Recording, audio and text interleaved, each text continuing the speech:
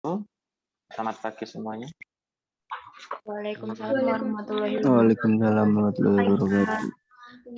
Oke, marilah sebelum kita mulai perkuliahan pada pagi hari ini, kita berdoa terlebih dahulu menurut agama dan kepercayaan kita masing-masing. Semoga apa yang akan kita diskusikan pada pagi hari ini bisa bermanfaat. Berdoa dipersilahkan. Cukup. Baik, sebelumnya mohon bantuan untuk merinem nama kalian. Seperti contoh yang sudah ada ya, seperti 02 Reza Aulia, nomor 3, 03 underscore Rizka Afiliana. Ya, tambahkan nomor presensi Anda di depan. Yang nomornya di bawah 10 ditambahkan angka 0 ya di depannya. Untuk memudahkan saya dalam melakukan presensi. Dan mungkin bisa meninggalkan jejak hadir begitu, menuliskan antisipasi jika nanti Anda terlempar keluar dan baru bisa masuk di menit lebih dari 10 ya. Jadi silahkan bisa untuk meninggalkan jejak di sini.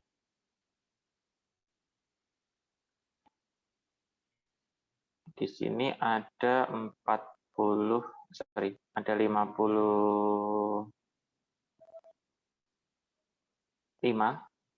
ya, dari 55 mahasiswa, dan yang baru hadir ada 37 ya. Oke, sambil menunggu. Oke, kita mulai. Saya izin share screen.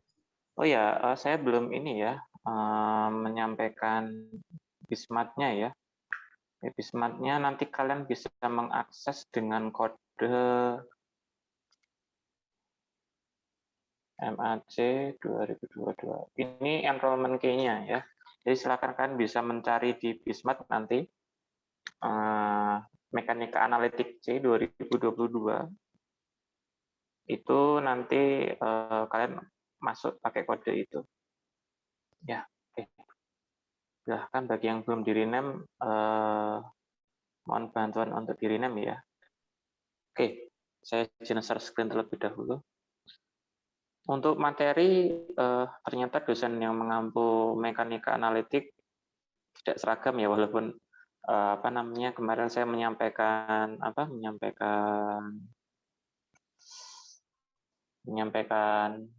tentang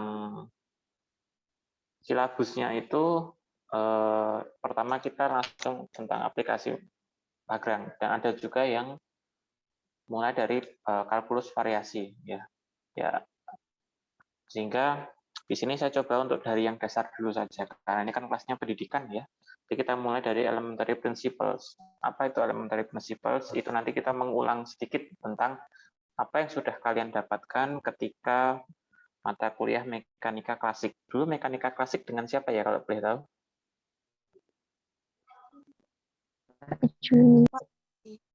Pak Juli Astono. Iya, Pak. Iya, Pak. Oke, materinya sampai mana kalau boleh tahu? Dari mana sampai mana?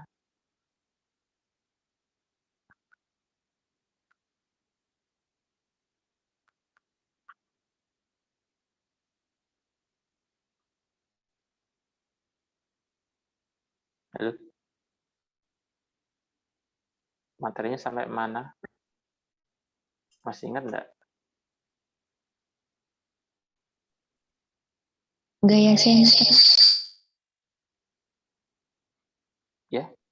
Sampai sistem partikel, Pak. Sampai sistem partikel. Udah sampai gaya sentral belum? Gaya sentral sepertinya sudah, Pak. Gaya sentral sudah ya. Oke, kalau gaya sentral sudah, setidaknya nanti kita coba bisa nyakup sampai sana, semoga ya. Tapi nanti mungkin materi yang akan saya sampaikan tidak begitu berurutan atau tidak seperti yang saya sampaikan ketika di awal kelas kemarin sesuai dengan silabus, tapi secara umum sama. Kok Zoom nggak bisa diklik? Sebentar. Ini saya nggak bisa buka Zoom. Oke. Nah, dari elementary principle kita belajar dulu ya tentang mengulang kembali tentang apa itu mekanika kemarin ya. Jadi mekanika itu concern-nya di mana? Concern-nya adalah di gerak dan penyebab geraknya. Ya, kita belajar mekanika itu nanti berkaitan dengan gerak suatu objek, ya, motion of objects, dan penyebab dari gerak itu. Nah, gerak benda itu karena adanya kecepatan dan percepatan. Kemudian penyebab dari gerak itu bisa diakibatkan oleh gaya dan energi. Sehingga nanti dalam mekanika analitik kita akan banyak membahas tentang concern-nya ini, gitu ya. Nah, kemudian objek itu bergerak, ya, objeknya bergerak, tetapi tidak mengubah properties. Properties apa? Sifat. Nanti kalau kalian di fisika ketemu kata properties, ya, properties itu kita mengasumsikannya sebagai sifat, mengartikannya sebagai sifat. Physical properties, ya, sifat fisik, nanti berkaitan dengan itu. Ini bukan properti-properti yang dari istilah lain, ya, karena kan ada istilah lain properti. Nah, karena benda itu bergerak tetapi tidak mengubah sifatnya, maka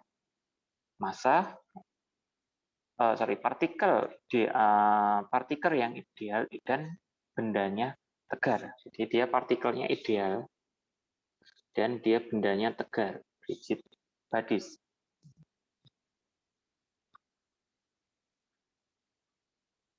Oke.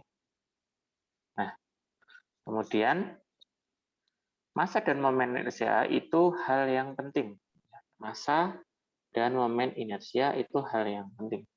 Kenapa? Karena ketika kita berbicara tentang massa, ini berkaitan dengan gerak translasi. Jadi gerak yang hanya dia memartikan, misalkan bendanya ini dia bergerak saja. Tetapi ketika kita sudah membahas momen inersia, maka nanti misalkan bendanya itu adalah berbentuk misalkan roda, ya. Roda dia bergerak, tapi juga berrotasi. Jadi tidak hanya bertranslasi saja. Sehingga ini sesuatu yang penting. Nah, oleh karena itu, di sini berdasarkan Webster, itu mekanika adalah sebuah cabang ilmu fisika, ya, yang mempelajari, ya, that deal with energy, mempelajari energi dan kekuatannya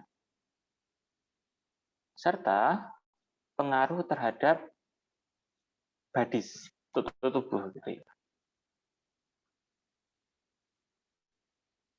Ya, itu.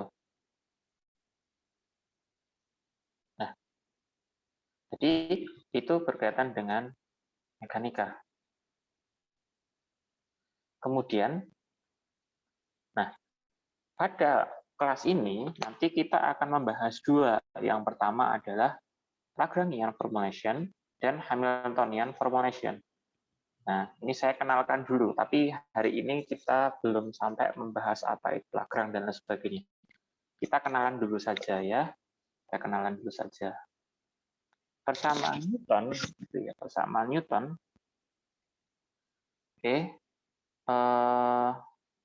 Yaitu adalah gaya sama dengan massa dikalikan dengan percepatan. Ya, kita sudah tahu, ya. Persamaan Newton kita dapat tuliskan dalam bentuk F sama dengan M kali A.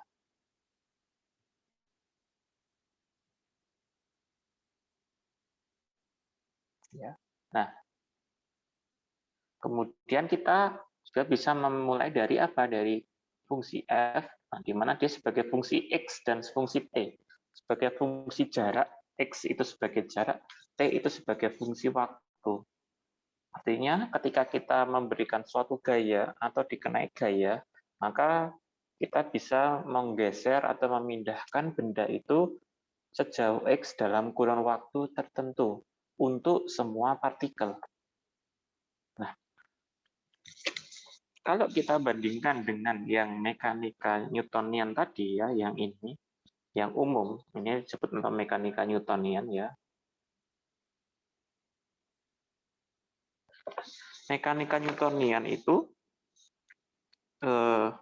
nanti sifatnya dia kita Lagrangian masih mengidentifikasi benda-benda yang makro ya, ukurannya makro dan sifatnya pasti dalam arti adalah benda itu bisa kita lihat gitu ya, terlihat. Nah, tapi nanti kalau kalian sudah memasuki semester atas kan akan belajar tentang mekanika kuantum ya. Nah, mekanika kuantum itu dia akan membahas sesuatu yang mikro ya, bendanya mikro dan dia berkaitan dengan probabilitas. Oke. Nah, lanjut. Nah, kemudian dalam setiap arah dalam satu benda itu dia punya derajat kebebasan ya, punya arah. Misalkan nih, satu benda ini dia punya arah X, punya arah Y, dan punya posisi Z. Misalkan X, Y, Z. Nah, untuk peletakan Y, X, sama Z-nya ini bebas ya. Bebas dalam arti kalian tidak perlu terpaku X itu selalu berada di bawah, Y di atas, Z di sini. Bisa jadi kalian menemukan sesuatu yang bentuknya seperti ini. X, Y, Z misalkan, atau Z-nya di sini. Itu tidak masalah selama tidak merubah makna ya. Selama kalian paham juga. Jangan sampai kalian merubah-rubah tapi justru akan membingungkan kalian ya. Jadi mungkin kalian cari pakem yang kalian anggap itu sesuai dengan kemampuan kalian sehingga nanti ketika mengerjakan soal yang identik dengan ini kalian merubah sistemnya itu tidak masalah ya. Misalkan nanti ada soal gitu ya, kalian merubah sistemnya, biasanya di sini X diganti dengan Z, ya boleh-boleh saja. Yang penting di awal diberitahu ya agar tidak salah. Kemudian yang selanjutnya adalah ini sudah jam 9.30, hanya ada 53 yang masuk ya. Bentar, saya cek dulu ya. 1, 2, 3, 4, 5, 6. Nomor 6 tidak ada.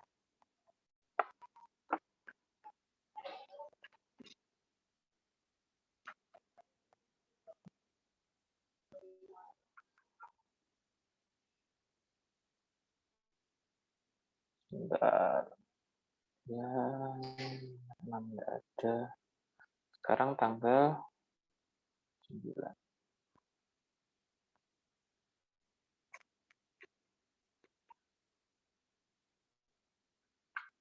Nomor 6. Tadi ada yang izin saya 1 karena sakit.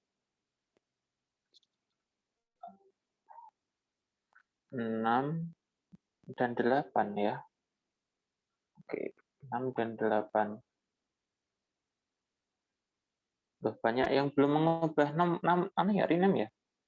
Mohon yang belum merubah namanya silakan dirubah. Masih ada Mbak, kan bisa yang ganti di sini ya. Klik more, terus kemudian ada pilihan rename. Mohon diubah dulu ya. Nanti takutnya saya mempresentasikan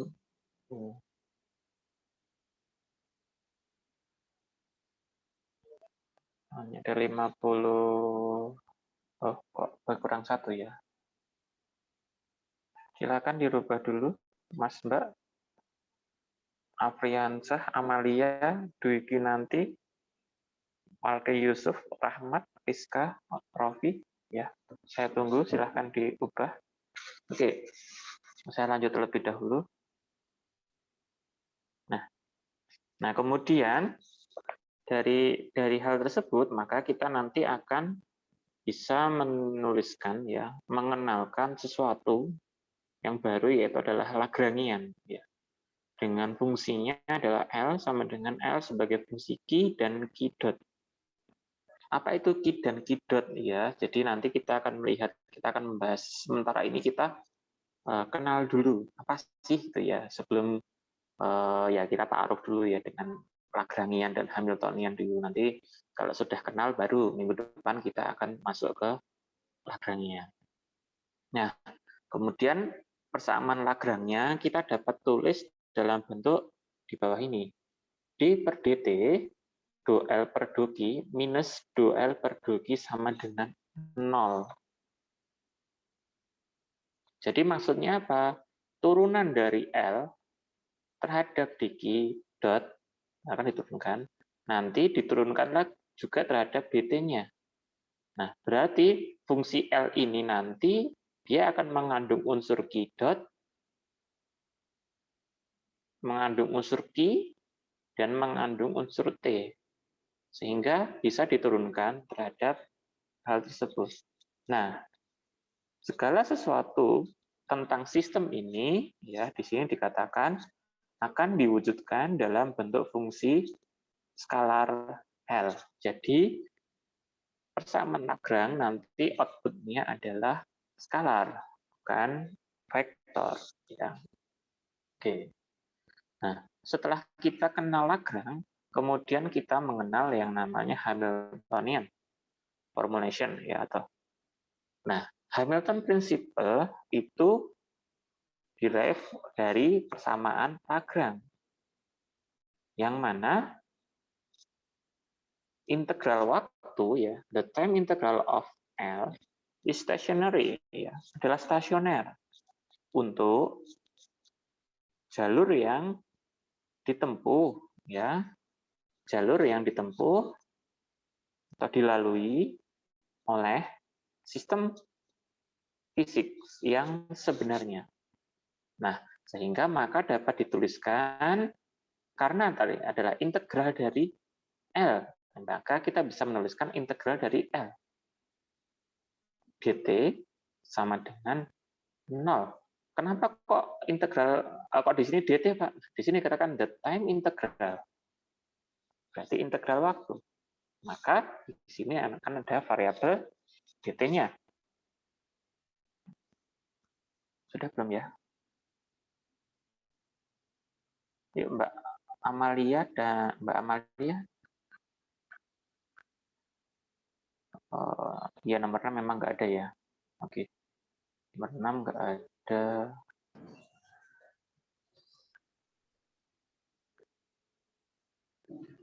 Yang izin saya adalah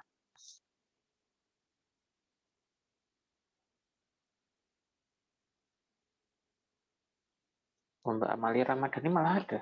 Padahal izin ya. Oke. 6, 8 memang nggak ada. Oh, Kamelia ya, sorry. 15 nggak ada. 15 siapa? Amalia ada. 17, 18, 19, 20, 21, 22 ya. 22 siapa? Widya Wulandari. Oke. Maaf, Pak. Ya. Saya hadir. Loh, nomornya kok 24, Mbak? Di saya 22. Oh, Kalian pakai 22. presensi yang mana ya? Biasanya 24, Pak.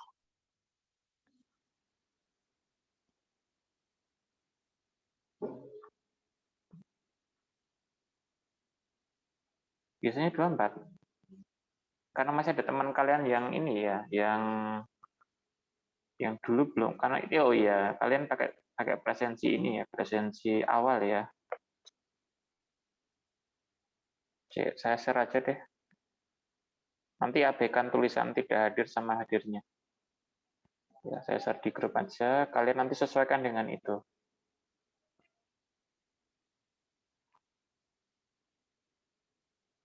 Bentar.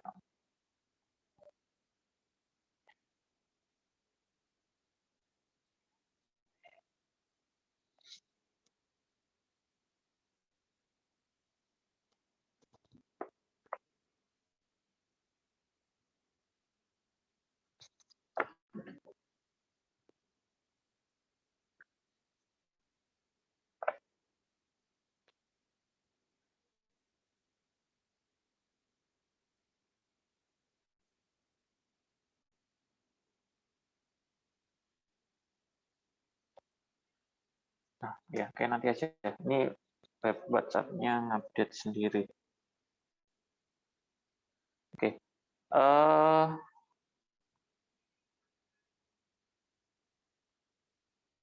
Kalau di sini yang tadi nggak ada itu Mbak Geta.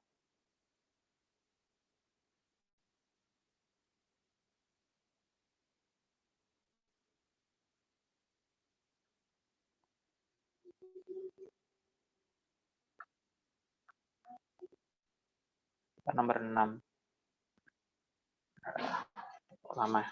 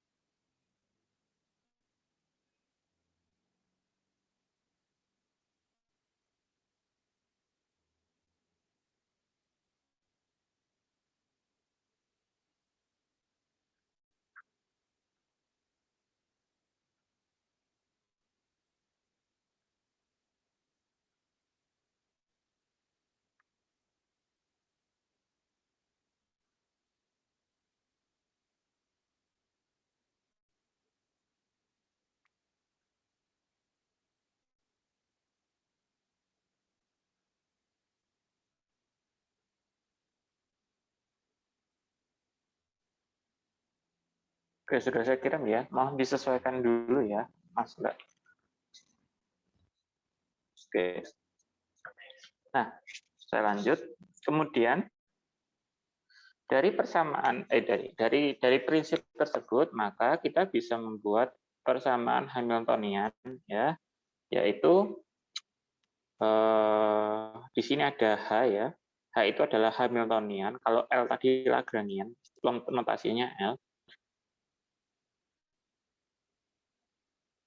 Persamaannya adalah Q dot sama dengan parsial H per parsial P, dan minus P dot sama dengan parsial H per parsial Q. P dan Q adalah variabel kanonik. Apa itu Pak variabel kanonik? Oke, kita bahasnya besok saja ya.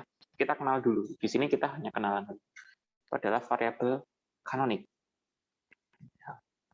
Namanya variabel kanonik. Nah, kemudian pada sistem satu partikel, ya single partikel, partikel itu sama dengan objek yang berukuran kecil, ya, objek with insignificant size, ya, objek yang kecil. Contohnya apa? Elektron pada CRT. CRT ini kalau tidak salah adalah katoda, ray,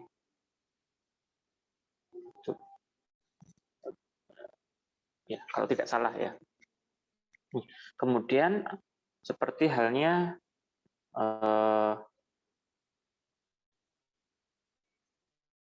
bola baseball ya dilempar oleh pitcher ya, pelemparnya, atau bumi mengorbit matahari.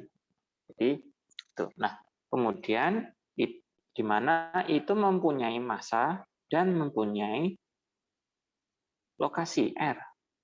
Sehingga sistem partikel tersebut bisa kita tuliskan sebagai bentuk ya perubahan posisi terhadap waktu. Ya, jadi adalah kecepatan, atau kita bisa tuliskan dengan R dot. Ya, nanti untuk mata kuliah ini kita lebih banyak menggunakan yang turunan itu kita ganti dengan dot ya. Jadi tidak lagi misalkan apa namanya menggunakan simbol. Nah, misalkan kayak gini, ini kan mr dot double dot mr dot sama aja ma ya. Kita menggunakannya yang nanti mulai latihan untuk menggunakan itu. Nah, kemudian karena benda tersebut punya kecepatan dan memiliki massa, maka benda tersebut juga bisa mengalami yang namanya momentum linear, ya, momentum linear.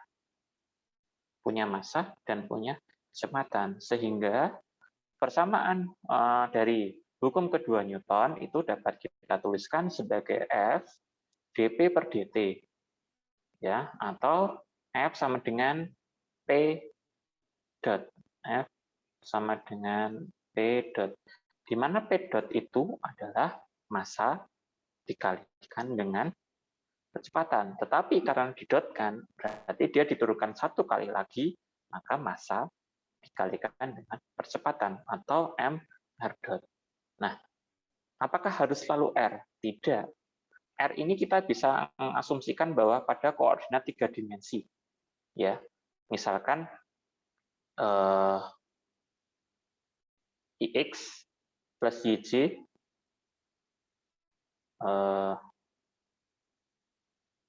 plus ZK. Ini XT ya.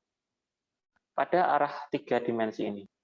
Tapi kalau misalkan nanti hanya pada satu komponen saja, pada satu arah saja, maka ya kita hanya bisa menulis atau kita boleh menulis, misalkan ini saya ganti bukan MR, tapi MX double dot. Itu boleh. Ya, bergantung pada apa? Bergantung pada apa yang dituju. Oke. Ini sudah semua diganti? Sudah, Pak. Sudah ya. Oke, saya cek dulu. Semoga tidak salah. Oke, ya nomornya memang nggak ada dari tadi. 6, 8. 8 siapa ya? Mbak Kamelia yang nggak bisa ngerubah namanya. Terus 15 ada Mbak Amalia yang Mbak Amalia tadi izin.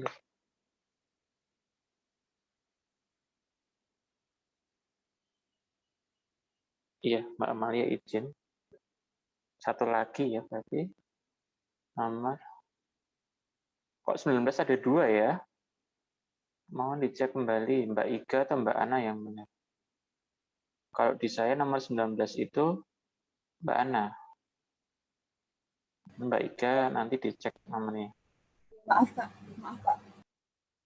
23, 27, 28, 29, 3.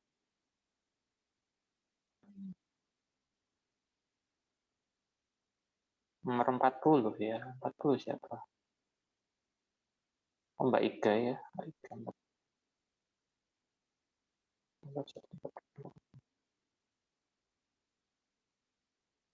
50, 51. Rahmat Kurniawan dan Burhan Satria. Oke. Ya, Rahmat Kurniawan tadi sempat datang. Mohon maaf Pak, Rahmat tadi belum di AC Iya. saya katanya. Iya, tadi Rahmat sudah masuk, tapi keluar lagi kayaknya. Cuman 2 orang yang belum masuk. Mana Rahmat? Oke, saya masuk. Ya.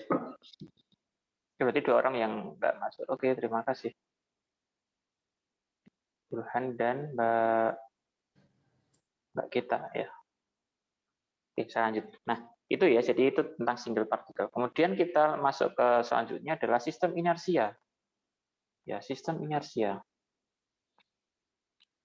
Nah, pada sistem inersia kita bisa di mana posisi O-nya ya, asalnya O dari posisi R itu kita bisa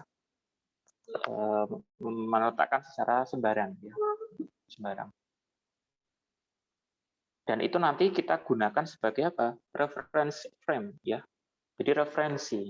Kita menentukan posisi titik pusatnya itu tidak harus selalu pada titik 0 ya. Begitu juga nanti kalau kalian dihadapkan dengan suatu kasus gitu ya, tidak harus selalu posisinya dari titik 0 gitu ya. Misalkan begini ya, kalian melempar suatu benda dari ketinggian tertentu gitu ya. Melempar suatu benda dari ketinggian tertentu.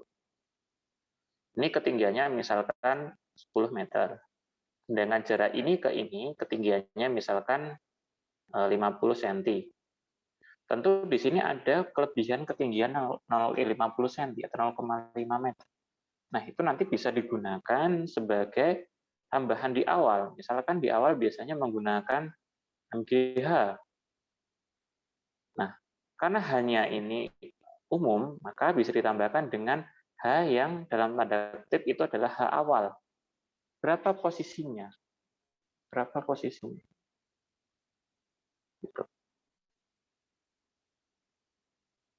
Ya, sehingga kita bisa menentukan inersialnya seperti apa. Nah, kemudian sistem inersia itu merupakan kerangka acuan, ya, kerangka acuan di mana F sama dengan P itu berlaku. F sama dengan P berlaku. Di sini berlaku ya. Kemudian terdapat, berdasarkan hukum kedua Newton terdapat atau ada kerangka acuan yang mana turunan waktu dari momentum linear sama dengan gaya. Ya, jadi dari persamaan tadi. Jadi itu ada sistem inersia. Nah, sistem inersia nanti itu kita berkaitan dengan kerangka acuan ya, seperti yang tadi sampaikan. Masih ingat ya kerangka acuan dulu waktu mekanika klasik?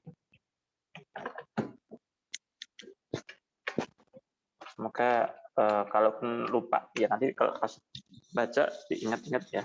Nah, dalam sistem kerangka acuan, ya, oh, nggak ada space ya. Dalam sistem kerangka acuan, nah, semoga terlihat ya nanti. Nah, kita misalkan punya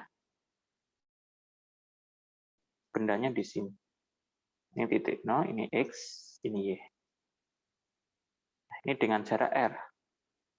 Maka nanti kecepatannya bisa kita tulis V sama dengan dr per dt sama dengan R. Dot.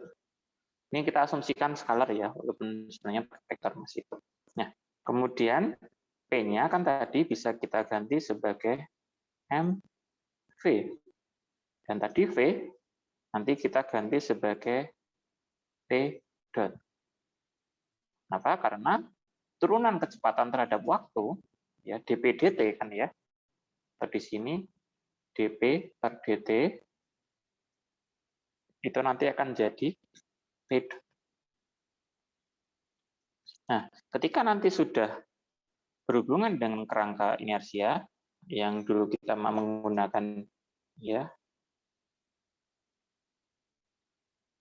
ada dua kerangka ini, maka nanti kita masih mengingat persamaan yang dulu pernah kita pelajari, pernah kalian pelajari. Nanti kita akan lihat bersama-sama. Pelan-pelan kita mencoba mengingatnya. Nah, kemudian pada sistem inersia kita misalkan menganggap dua buah benda, ya, dua buah sistem ya A dan B, di mana A adalah partikel ya pada jarak RA, nah, ya, dan RB pada jarak B. RA antara titik hijau dengan posisi A, RB antara titik hijau dengan posisi B. Nah, maka jarak antara A dan B itu adalah RB min RA. Kita bisa asumsikan seperti itu, atau RA min RB. Ya, boleh saja kalian mengasumsikan seperti itu. Tapi di sini arah dari grafiknya adalah RB min RA. Ya. Maka kita bisa menuliskan persamaannya sebagai F sama dengan M R double dot A atau sama dengan M R double dot B ditambah dengan, nah, ada ditambah dengan ini, yang mana ini sama dengan 0. Dan variabel ini nanti dia adalah konstan, konstan ya. Sehingga di sini ada dua sistem inersia yang bergerak relatif ya satu sama lain ya, to each other pada kecepatan yang konstan. Ya, pada kecepatan yang konstan. Oke. Kemudian untuk angular momentum mendefinisikan sebagai L sama dengan R cross P. Ya. R cross P. Sedangkan untuk torsinya itu N sama dengan R cross V. Yang mana di sini the order matters ya. Jadi urutannya penting gitu ya urutannya. Nah, kemudian dari persamaan F sama dengan P dot itu kita dapat menyimpulkan one can deduce jadi N sama dengan L dot. Kenapa kok bisa gitu? Coba kita perhatikan di sini RP dan ini RF. Nah, sehingga ini bisa nah, di sini to easy to write down here. Nah, silahkan bagi yang tertarik, ini saya jadikan sebagai kuis. Coba kalian buktikan gitu ya. Sederhana atau kuisnya mudah-mudahan aja kan. Bagi yang mau ya, karena kuis sifatnya tidak wajib, silahkan saja bagi yang mau. Ya. Nah, selanjutnya ya, definisi tergantung pada posisi titik originnya, titik awalnya. Karena R itu didefinisikan dari titik 0, maka persamaan NL berlaku untuk sembarang atau untuk beberapa titik awalnya. Ya. Oke, kemudian momentum konservasi. Teorema konservasi itu mengikuti yang pertama F sama dengan P, di mana jika total energinya total gayanya adalah 0, maka momentum linear P itu konservatif. Jika F-nya sama dengan 0, maka linear momentumnya juga konservatif. Begitu juga dengan L. Jika torsinya adalah 0, maka momentum L-nya konservatif. Nah, silakan ini juga kalian jadikan kuis. Saya jadikan kuis, kalian kerjakan kalau mau. Jadi sudah 2 kuis ya. Jadi silahkan bagi yang mau pelajari lebih lanjut atau pengen memahami dikerjakan. Ini kan sudah ya, sudah pernah disampaikan di pertemuan mekanika klasik. Oke, kemudian gaya yang diakibatkan oleh kerja yang diakibatkan oleh gaya eksternal. Misalkan ada partikel yang bergerak titik 1 ke 2 di bawah gaya F, ya, di mana gaya 1, 2 ya itu didefinisikan sebagai F12 yang dikenai gaya F ya, maka kita tuliskan F12 sama dengan integral F ds. Ini umumnya.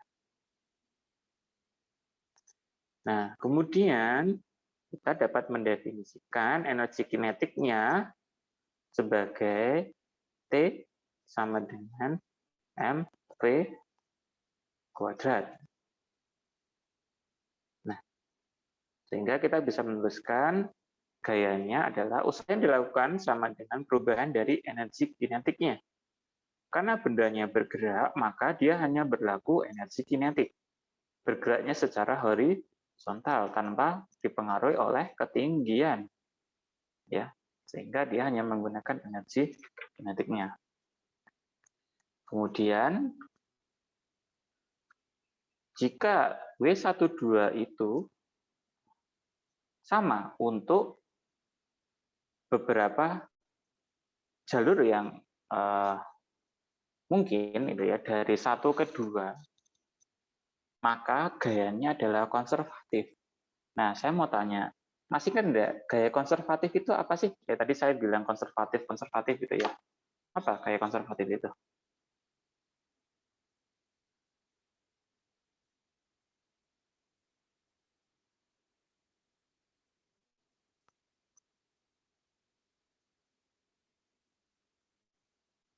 Yuk, siapa yang mau mencoba menjawab? Apa itu gaya konservatif?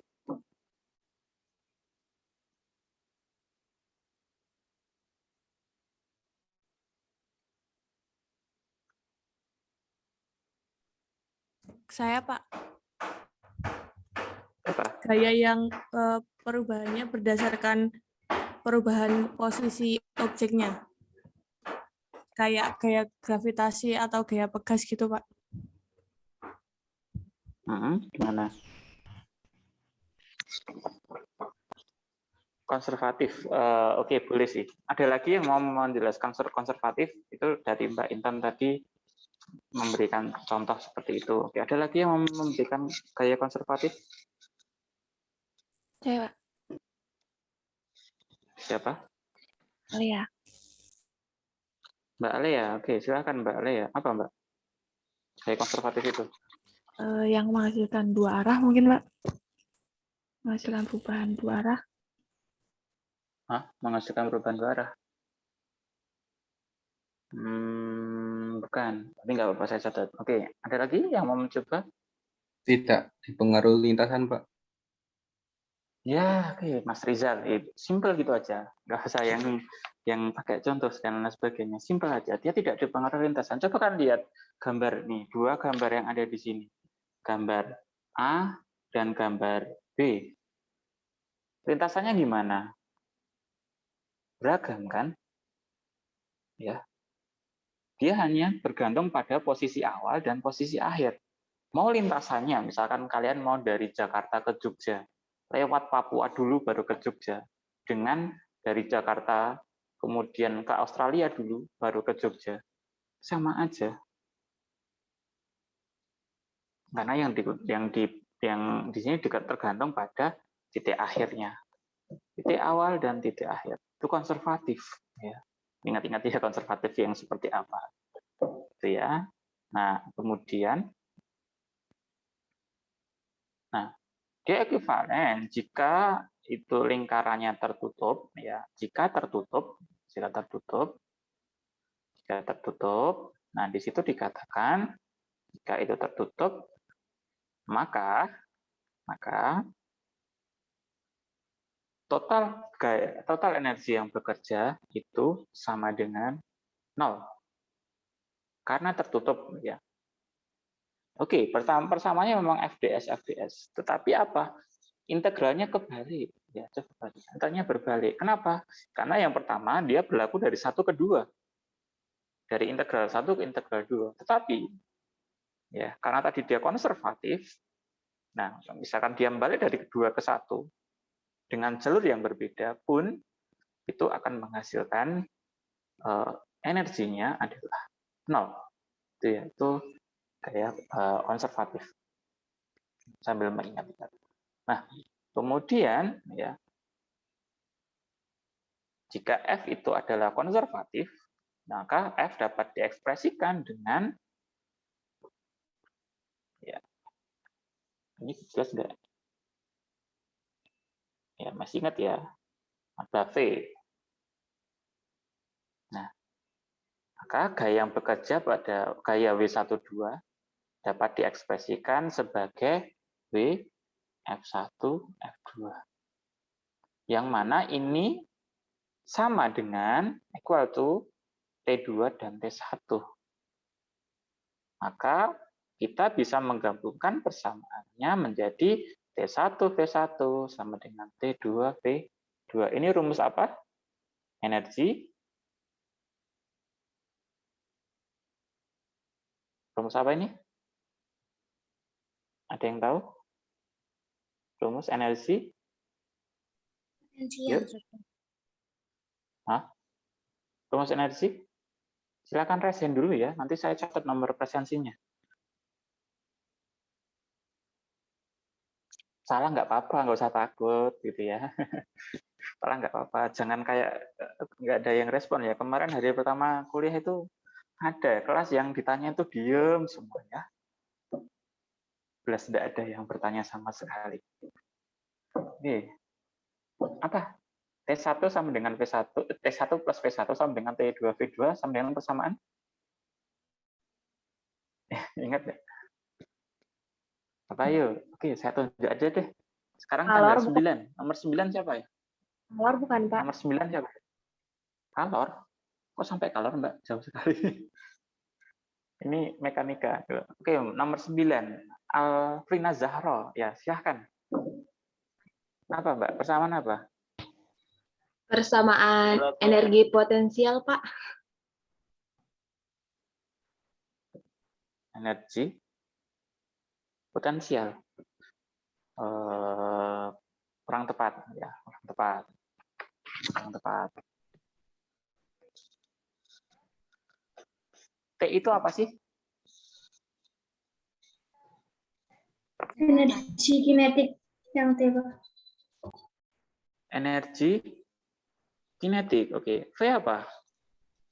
V energi potensial. V energi potensial. Energi kinetik tambah energi potensial apa, Jun? Energi mekanik. Mekanik, Pak. Energi mekanik. Energi mekanik, ya. Sederhana ya, energi mekanik. EM. Nanti kita tidak lagi menggunakan EKEP ya, jadi kita mencoba untuk menggunakan istilah lain, T dan V.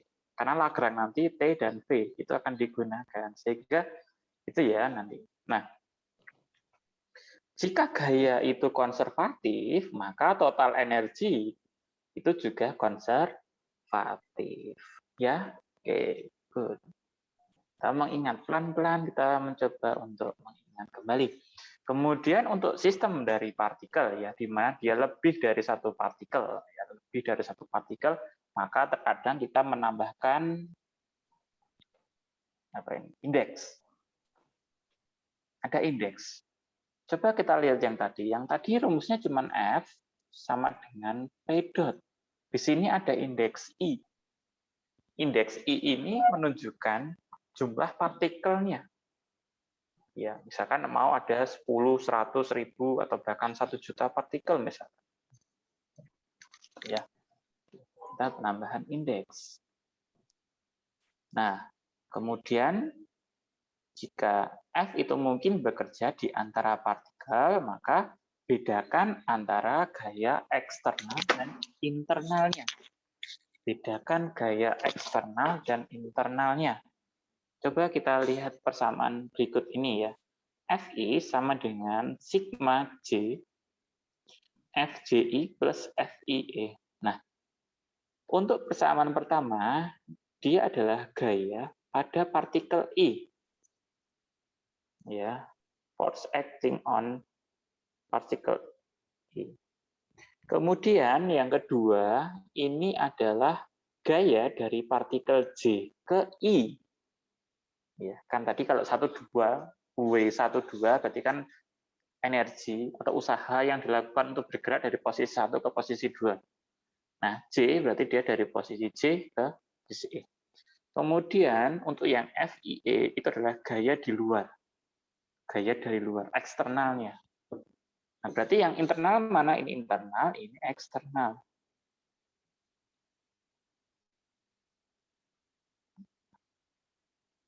Oke, nah lanjut. Kemudian maka persamaannya nanti kita bisa menambahkan IJ. Ya. This term vanishes if Fij sama dengan minus Fji. Ini akan hilang jika Fij itu adalah kebalikan dari Fji. Sehingga nanti Fi itu sama dengan gaya luarnya. Ya. Gaya yang dikerjakan oleh dua partikel satu sama lain, ya, dua partikel satu sama lain equal and opposite, ya. Sama besar dan berlawanan arah. Sama besar dan berlawanan arah. Kemudian yang selanjutnya, jika strong law of action and reaksinya itu kuat, maka gaya dua partikel yang bekerja satu sama lain, ya, itu sama berlawanan dan sepanjang garis yang menghubungkan partikel.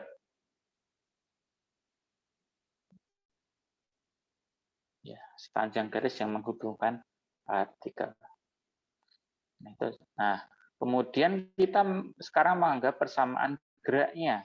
Maka persamaan geraknya bisa dituliskan sebagai sigma I P dot.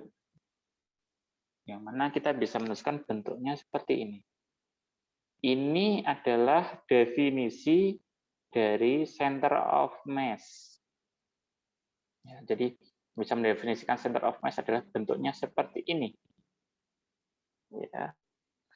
Yang mana pusat massa bergerak sebagai partikel bermassa M di bawah total gaya luar F. Jadi di sini pusat massanya bergerak seperti partikel bermassa M di bawah gaya luarnya. Nah, kemudian untuk selanjutnya adalah momentum linearnya. Nah, momentum linear kita definisikan sebagai P sama dengan jumlahan E sigma I, PI sama dengan sigma I, MI, RI. Ini tidak ada yang bingung lagi kan? Saya tanya dulu. Ada yang bingung nggak dengan maksud ini? Kalau misalkan saya punya tiga buah benda bermassa, ya, 3 buah benda bermassa. Kalau ini saya tulis jabarkan, pengen saya jabarkan. Ya, pengen saya jabarkan. Penjabarannya gimana sih? Ya, saya pengen tahu dulu. Semoga tidak lupa. Ada yang mau mencoba? Silahkan raise hand ya. Raise hand dulu baru menjawab. Jangan menjawab baru raise hand. Raise hand dulu baru menjawab. Misalkan saya punya 3 benda bermassa. Bagaimana cara menjabarkannya? Jadinya seperti apa nanti? Ada yang bisa? Saya sambil minum ya.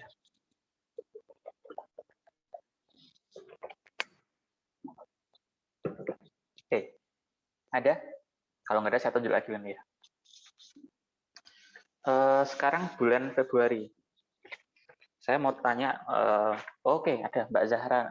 Sudah Mbak Zahra nih. Apa Mbak? Saya coba ya Pak. M1 Ya, R.1 ditambah M2 R.2 ditambah M3 R.3. Iya, benar. Gitu. Jadi itu penjabaran dari ini. Ya, penjabaran dari itu. Nah, jadi kalau ada persamaan yang seperti ini, kalian nanti ada soal mempunyai 3 buah massa, gitu ya. Oh, berarti penjabarannya seperti itu. Selama ini ada indeksnya. Kalau misalkan tidak ada indeksnya gimana? Misalkan indeksnya cuma gini, MIR. Oke, kalau sekarang kalau MIR, yuk jangan Mbak Zaharani lagi, yang lain. Kalau misalkan persamaannya sigma I, MIR, yang ada indeksnya hanya M-nya saja. Misalkan ada persamaan seperti itu. Oke.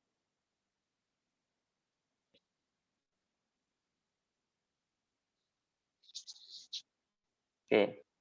Ada yang mau mencoba? Oh, Mbak Intan. Oke, silahkan Mbak Intan. M1R ditambah M2R ditambah M3R gitu Pak. Ya, benar. M1R ditambah M2R tambah M3R. Atau bisa kita sederhanakan M1 plus M2 plus M3. Ya. Oke, itu ya. Jadi jangan dilupakan hal-hal yang sederhana seperti itu, tapi kadang kita lupa akan hal seperti itu ya. Oke, nah maka konservasi dari total momentum linear totalnya itu jika gaya eksternalnya itu 0, maka total linear momentumnya adalah P, yang itu konserv. Jadi syaratnya adalah energi luarnya itu sama dengan 0. Oke. Kemudian jumlahan dari angular momentum angular adalah L sama dengan sigma I RI cross PI, yang mana kita membawa kepada derivatif yang ini ya waktu. Jadi sehingga nanti di persamaan bawah ini, persamaan pertama dia akan hilang jika FJI-nya itu satisfies the strong law of action and reaction. Sedangkan yang bagian belakang itu adalah torsi eksternal totalnya. Kemudian kita mengasumsikan a strong law of action and reaction, maka sistem ini ya, nanti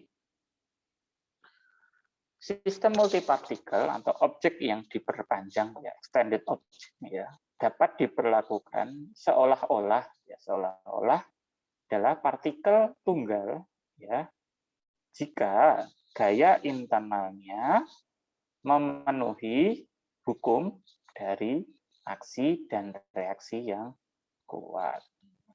Ketika dia memenuhi hukum aksi reaksi, maka dia akan seolah sebagai partikel tunggal.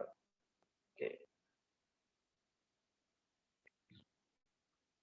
Nah, kemudian kita juga dapat mendefinisikan partikel I pada posisi dari pusat massa itu adalah seperti berikut ini.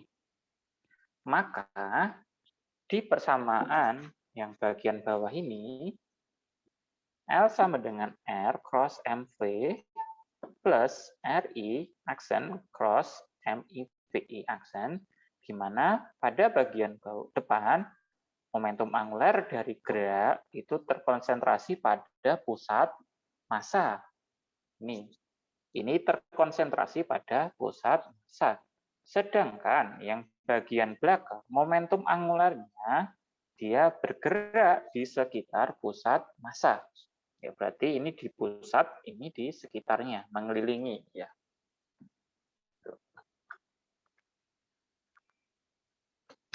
Oke, kemudian kita masuk ke energi kinetik.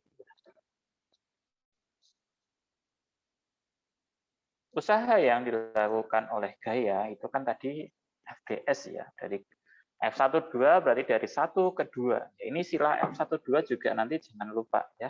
F12 itu berarti gaya yang dilakukan pada posisi 1 ke posisi 2. Kalau F21 berarti B21 berarti dari 2 ke 1. Nah, kemudian kita menggunakan persamaan geraknya itu menjadi T2 min T1. Itu adalah persamaan dari energi kinetik.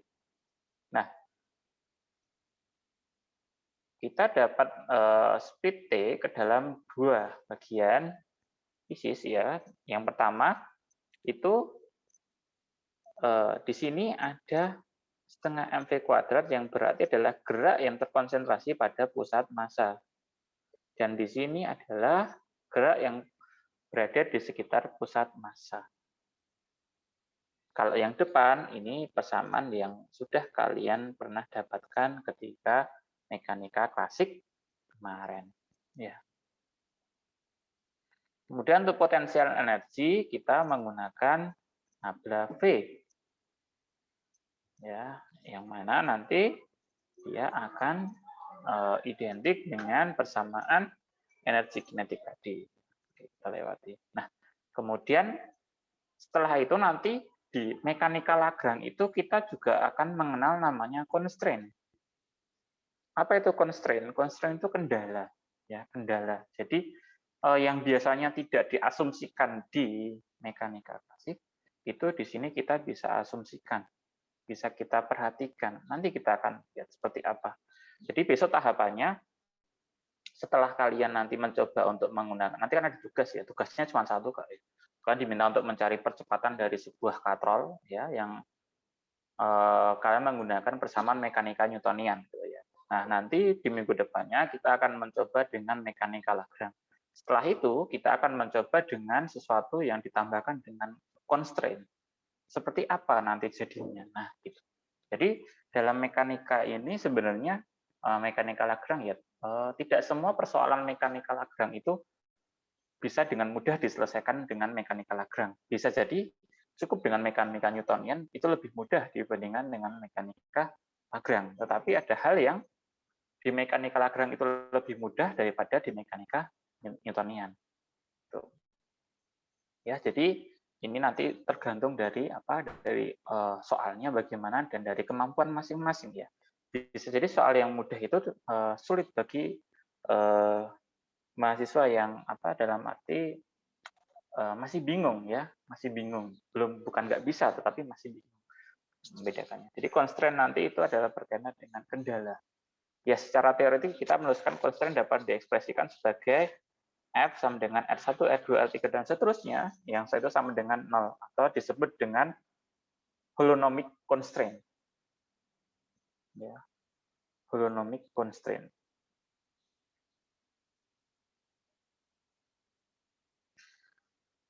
Nah, kemudian misalkan di sini adalah partikel pada bidang XY, maka Z-nya apa? Z-nya 0.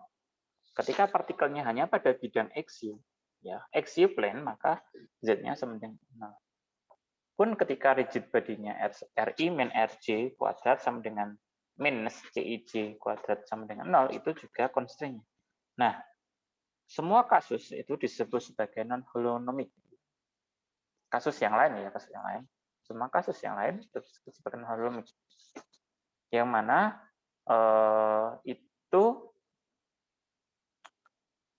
bergantung misalkan di sini pada turunan seperti Z lebih besar daripada 0, tergantung pada derivatif seperti R dot gitu ya. Nah, nanti kita akan lihat bagaimana gitu ya. Mungkin di sini kalian masih bingung apa sih constraint, sesuatu yang asing bagi kalian gitu ya. Tetapi nanti kita akan coba lihat. Nah, ini constraint dan gaya. Jadi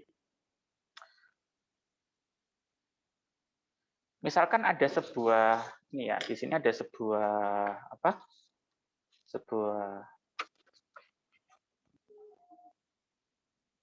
bentuk ya. Di situ. Nah, di sini constraint-nya di mana? Jadi constraint kan kendala. Kalau misalkan nih benda bergerak bebas, misalkan tidak ada bidang batasnya, ya, maka benda itu bergerak ke mana? Misalkan ya. Jadi misalkan kalian meletakkan sebuah benda di suatu tempat yang itu tidak ada batasnya sama sekali, maka benda itu akan bergerak kemana? Bergerak ke segala arah. Bergerak ke segala arah, ya, bergerak ke segala arah. Ya. Bergerak ke segala arah. Itu kalau misalkan benda itu diletakkan pada posisi atau lokasi yang tidak ada kendalanya, dalam arti di sini bidang. Tapi kalau misalkan nih, contohnya seperti ini. Ketika ada 3 bidang di sebelah sini yang hijau, di sebelah ini kuning, dan di bawah. Maka benda itu bisa bergerak kemana saja.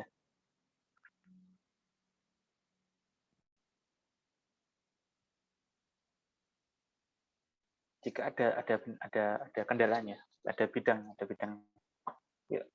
Benda itu dapat bergerak ke arah Maju ke depan. ya, bisa bergerak ke sana. Kenapa ya? Karena jalannya hanya ke sana.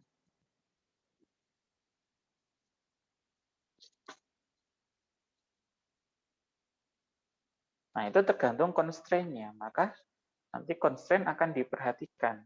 Hal-hal yang biasanya tidak kita perhatikan, maka nanti akan coba kita perhatikan. Ya. Jadi nanti kita akan lihat gimana. Nah, kemudian yang selanjutnya adalah generalized coordinate ya. Jadi misalkan ada n partikel yang punya 3 derajat kebebasan ya.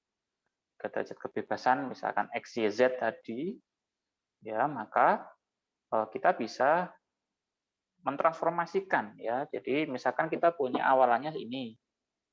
Maka kita bisa mentransformasikan ke bentuk Q. Contohnya ya, misalkan x, y, z. Ini koordinat apa? Masih ingat koordinat apa?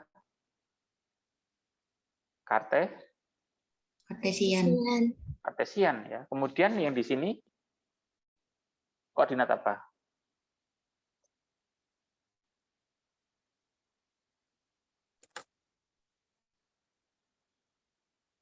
Ya misalkan ini jadi koordinat polar gitu ya, atau koordinat bola, ada koordinat silinder. Berarti apa? Dia mentransformasikan ya. Yang awalnya X, Y, Z ke dalam bentuk apa? Theta dan psi. Ya. Jadi itu transformasi, mengubah koordinat pada Kartesian ke koordinat tertentu. Atau sebaliknya, mengubah dari koordinat bola dan seterusnya ke koordinat Kartesian. Ya, jadi itu generalized coordinate. Jadi kita mengeneralisir koordinat. Oke.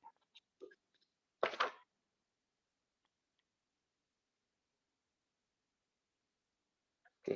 Selanjutnya, sekarang apa? Ya, sekarang apa ya? Sekarang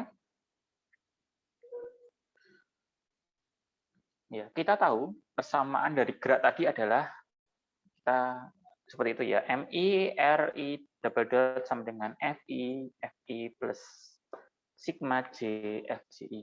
Dan kita juga tahu bagaimana ya memasukkan constraint atau kendala dengan switching ya, dengan switching to koordinat umum, generalized koordinat umum. Ya, ini. Nah,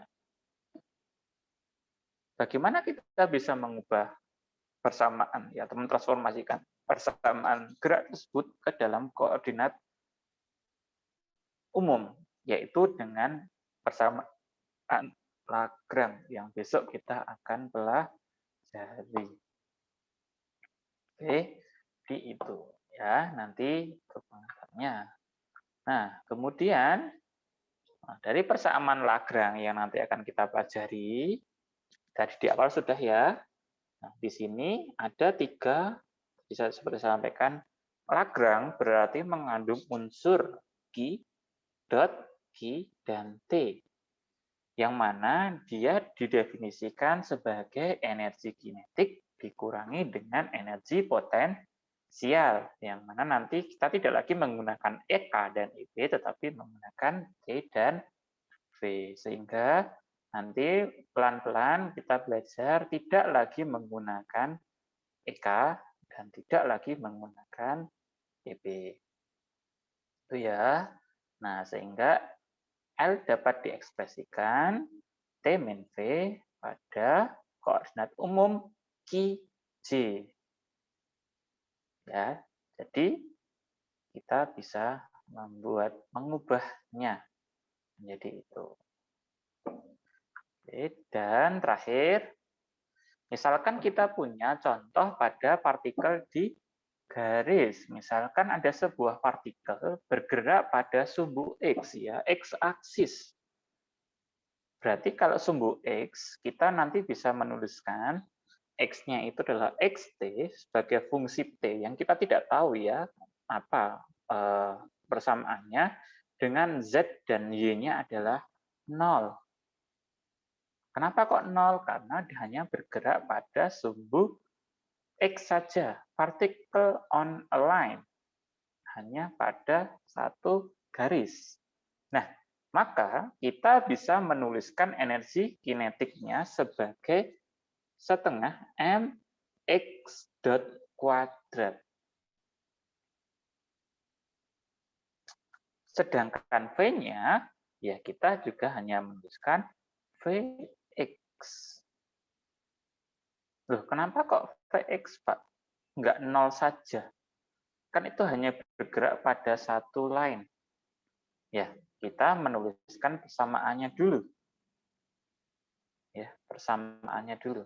Tidak langsung ujuk-ujuk ya, tiba-tiba kita menuliskan 0. Nah, sehingga persamaan Lagrange-nya, ya kita hanya memasukkan ini, T dimasukkan M/2X dot kuadrat dikurangi dengan Vx. Ya, sekali lagi ini Vx ya, karena kita tidak tahu isinya apa, tergantung soalnya nanti.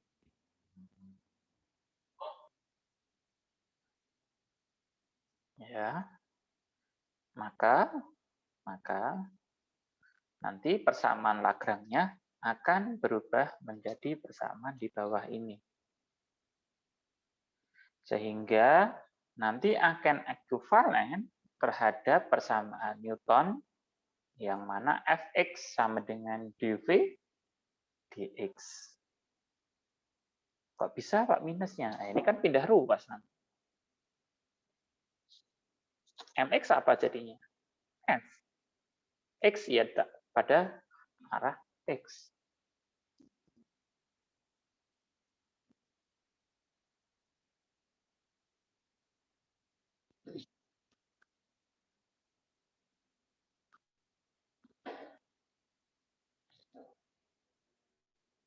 Gitu ya. Jadi itu nanti. Nah, tadi di persamaan awalnya kan ddt ya, ddt.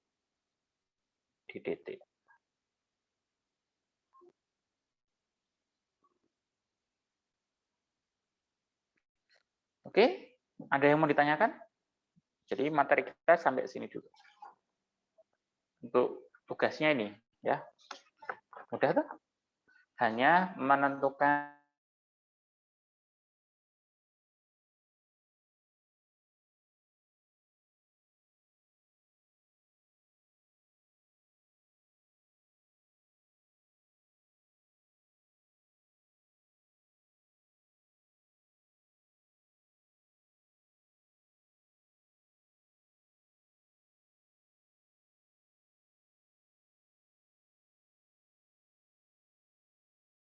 Oke, ada yang mau ditanyakan?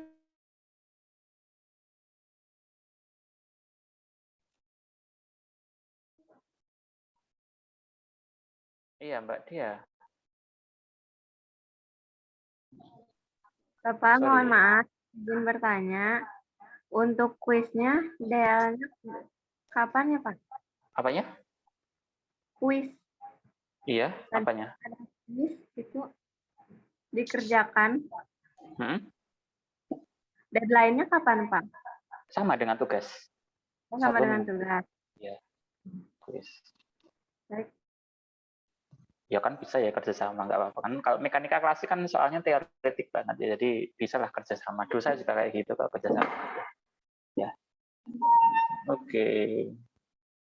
Ada lagi yang mau ditanyakan?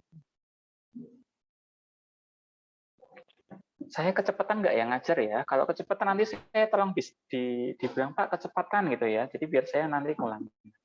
Gitu. Nanti mungkin untuk beberapa pertemuan ke depan yang sudah menggunakan sudah masuk ke Lagrange, mungkin saya tidak selalu menggunakan PPT. Ya. Artinya PPT saya siapkan, tetapi bisa jadi saya tidak mengajarkan via PPT. Jadi nanti akan saya buat papan tulis saja ya untuk menjelaskan secara langsung. Tapi ya nanti kita lihat situasi ya, seperti apa. Oke, ada lagi yang mau ditanyakan? Oh ya, kalau sambil menunggu ya, kalau ada yang mau bertanya, ini kebetulan di sini di UNI sedang ada seleksi kompetensi nasional MIPA atau mungkin kalau di SMA dulu bahasa kerennya Olimpiade MIPA yang ada 4 bidang. Kalian bisa memilih salah satu dari keempat bidang itu ya. Nanti saya memberikan reward bagi yang bisa tembus mewakili UNY. Nanti akan dipilih 5 mahasiswa dari belum tahu total pendaftarnya berapa. Itu bagi yang bisa tembus saja, tembus ya ini tembus mewakili UNY. Entah nanti perkara di finalnya menang atau tidak, itu kita tidak terlalu ke sana karena lebih ke pengalaman ya, kalian melihat soal-soal bagaimana. Itu saya berikan reward bagi yang bisa tembus ya, itu nanti kalian boleh memilih nilai UTS atau UAS-nya. Saya beri nilai 100 ya, jadi saya berikan reward itu bagi yang tertarik ke dunia Olimpiade. Jadi silahkan saja ya. Nanti kenapa kok saya memberikan reward itu? Karena nanti setelah kalian terpilih, kalian akan dibina. Nah, ketika dibina kan tentu akan memberikan jadwal beban untuk kalian yang lebih gitu ya, sehingga saya berikan reward itu bagi yang mau saja ya. Oke. Tahun kemarin ada 2 mahasiswa angkatan atau mahasiswa baru bisa tembus ke 5 besar untuk mewakili UNY, sehingga tidak menutup kemungkinan angkatan kalian ada yang bisa ya. Ini bagi yang tertarik saja. Bidangnya apa saja? Salah satunya ada mekanika ya. Salah satunya ada mekanika, kemudian selain mekanika nanti ada mekanika kuantum, ada termodinamika, ada getaran dan gelombang ya, tetapi tergantung si pembuat soal ya. Dan pengalaman sih biasanya tidak mahasiswa yang lolos itu tidak mengerjakan semuanya karena waktunya terbatas sehingga kalian bisa fokus saja pada mekanika gitu. Misalkan ya. Jadi bagi yang tertarik silahkan saja. Nanti kalau ada yang mau ditanyakan silahkan boleh ke saya karena ketua acaranya saya. Jadi kalaupun memang ada yang mau ditanyakan tentang KMK silahkan bisa kontak saya. Oke.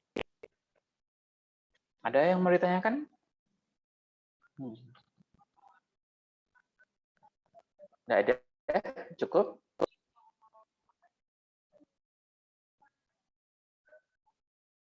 Halo, cukup? Cukup, Pak.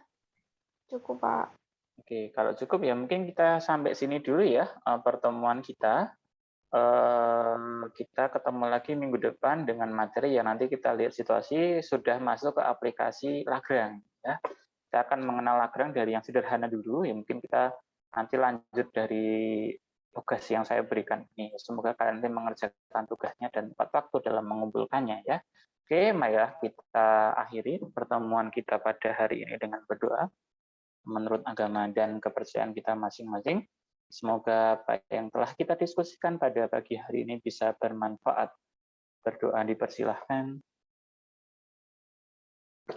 Oke, cukup. Terima kasih atas waktunya, terima kasih atas partisipasinya, dan mohon maaf atas segala kekurangannya. Saya akhiri. Assalamualaikum warahmatullahi wabarakatuh, dan selamat pagi. Waalaikumsalam warahmatullahi wabarakatuh. Terima kasih, Pak. Wabarakatuh.